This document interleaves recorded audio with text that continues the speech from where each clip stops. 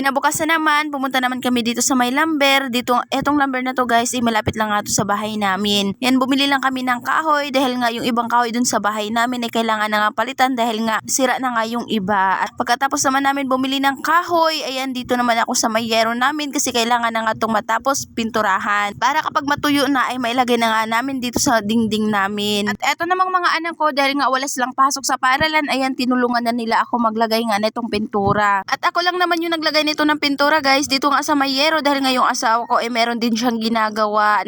Nilagay din kasi niya guys yung binili namin na kawayan dun sa may hagdanan. At konting yero lang naman tong pinturahan ko, 14 piraso lang naman to, kaya carry lang. At hindi din kasi biro ang ganitong trabaho guys dahil nga nakakangalay ng kamay. 6 na piraso pa nga yero yung nalagyan ko ng pintura pero nangangalay na nga ako dyan. At mabuti na nga lang, meron nga ako mga backup. Eto nga anak ko. Yan, gusto kasi nila magpintura kaya inayaan ko na sila kasi hindi pa naman ito yung finish guys. Lalagyan pa naman to ng pangalawa nga kasi nga pangit nga tignan kasi manipis nga lang yung pagkalagay namin at kailangan pa nga tong lagyan ng pangalawa para naman maganda tignan. At nung nalagyan ko na nga lahat ng pintal, eto nga mga yero ay meron pang natira na kaunti kaya sinimot ko na kasi sayang naman ang mahal kaya ng pintal guys. Kaya napag-isipan ko dito ko na lang siya ilagay sa may pintuan namin para naman manda naman tignan eto nga pintuan namin kaya dito ko na lang siya ilagay etong sobra nga na pintal. At ayan na nga guys, nung nailagay ko na nga dito sa may pintuan namin, mabuti na lang talaga at nagkasya nga. Pero sa kabila ay hindi ko na nalagyan dahil nga naubos na nga yung pintal dahil sinimot ko na lang naman to. Mas importante kasi dito banda lagyan guys ng pintal dahil nga dito nga yung laging nababasa ng ulan. At pagkatapos ko naman maglagay ng pintura nga dito sa may pintuan ay umakyat naman ako dun sa itaas at eto na nga yung kawayan na nabili namin guys. Dito nga siya nailagay at tignan nyo naman dito sa itaas namin sobrang kalat pa guys. Ayan, kailan pa kaya ako makalinis dito. At pagkatapos naman ayan, bumaba naman ako dito at napag-isipan ko nga maglagay na lang ako ng varnish nga dito nga sa may upuan namin na kawayan at ito nga lamisita namin dahil nga pangit na kasi yung kulay niya guys kasi medyo matagal-tagal na din kasi kami hindi nakalagay nga nito ng varnish at malapit na nga itong masira. Yung ibang parte nga nito guys ay kinakain na ng anay. Kasi kapag ganito kasi guys na kawayan ay kailangan talaga lagi nga itong malagyan ng varnish para hindi anayin. Sayang naman kapag masira lang medyo mahal pa naman to. Binilisan ko na nga paglagay ko dyan ng varnish dahil nga sobrang iinitan na talaga ako guys at gusto ko nang maligo. Tignan nyo naman yung tsura ko dyan parang walang ligo. Sa buko pa nga lang parang isang buwan nang walang ligo. Cherries. At pagkatapos ko nga malagyan ng varnish, ito nga ang lamisita ko ay doon naman ako naglagay sa mga upuan at hindi ko na nilabas nga yung mga upuan guys dahil nga hindi magkasya nga dito sa may pintuan. Kaya ayan, doon ako sa loob ng bahay naglagay ng varnish. Pagkatapos naman sinabihan ko lang yung mga anak ko na hindi mo na pwede upuan, baka nga dumikit nga yung damit nila doon. At fast forward, bandang hapon naman ay pumunta naman kami ng asawa ko sa may palengke dahil bibili nga kami ng maiulam namin. At eto nga guys, bumili lang kami ng isda. Itong isda guys 2 kilo, ito nga mga malalaki at yung tawag namin dito sa amin ay burot. At eto namang mga maliliit guys, bumili na rin na kami ng 1 kilo rin. At yung gagawin ko nga dito, ito torta ko nga to dahil nga maliliit naman. Ayan, kaya tinanggalan ko lang siya guys ng buto at yung ulo niya kasi nga tutortahin ko nga to at lalagyan ko nga to ng itlog at saka harina. Kaya tinanggalan ko na yung buto para naman walang sagabal sa pagkain natin. Nung matanggalan ko na nga ng buto lahat at ayan na nga guys, sinugasan ko na nga ng 3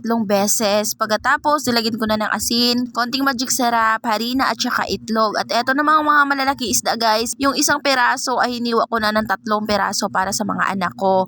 At yung isa naman, ayan, hindi ko na hiniwa. Pagkatapos naman guys, ayan, piniprito ko na nga at yung una kong pinrito, eto nga mga malalaking isda. At nung naluto na nga, ay hinangon ko na at sunod kong namang niluto, eto nga ang torta na isda. Nung nakaluto na ako, ay pinahain ko na yung mga anak ko dahil nga napagod talaga ako guys. At pagkatapos naman namin kumain, ay natulog agad kami ng maaga. At fast forward, kinabukasan naman, ay meron pang natira na isda guys. Kaya ininit ko na yung isda at nagluto na rin ako na 4 na pirasong hotdog para sa mga anak ko. Kasi nga mayroon silang pasok ngayon. Kaya tapos na nga ako magluto na guys na pangumagahan namin, ay pinakain ko na kaagad sila at hinatid ko na yung mga anak ko sa paaralan kasi nga para hindi sila malate. At yan lang for today's video. Thank you for watching. Maraming salamat po sa inyong panonood.